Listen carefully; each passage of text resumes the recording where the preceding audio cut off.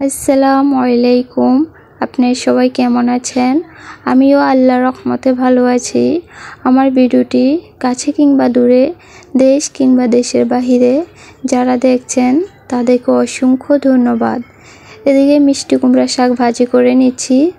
টাটকা টাটকা শাক, তাও আবার নিজেদের গাছ থেকে ছিঁড়ে এনে রান্নাটা করছি। খেতে এত মজা হয়েছে কি বলবো, মুখে এখনও লেগে আছে। তো এদিকে আমার শাক রান্না শেষ, এখন মাংস বসাবো। তো পেঁয়াজটা তেলের ভিতরে দিয়ে দিলাম।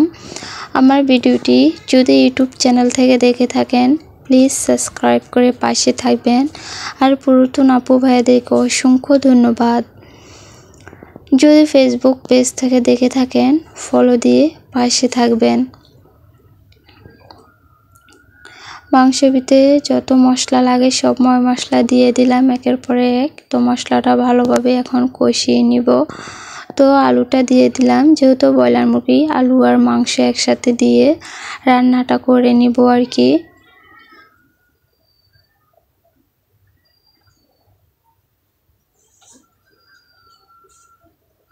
কলিজাটা দিলে কি হয়, গলে যায়, তার জন্য আমি কলিজাটা উঠে রেখে দিলাম।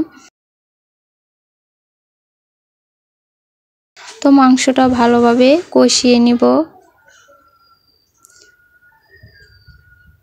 আজকের ব্লগ ভিডিওটি কেমন লেগেছে আপনারা সবাই কমেন্টের মাধ্যমে জানাবেন। এদিকে দেখেন আমার ভাতের অবস্থা, তার জন্য আমি এই কাঠিটা ভাতের ভিতরে দিয়ে রাখলাম। আজকের ভিডিও পর্যন্তই। আল্লাহ হাফিজ।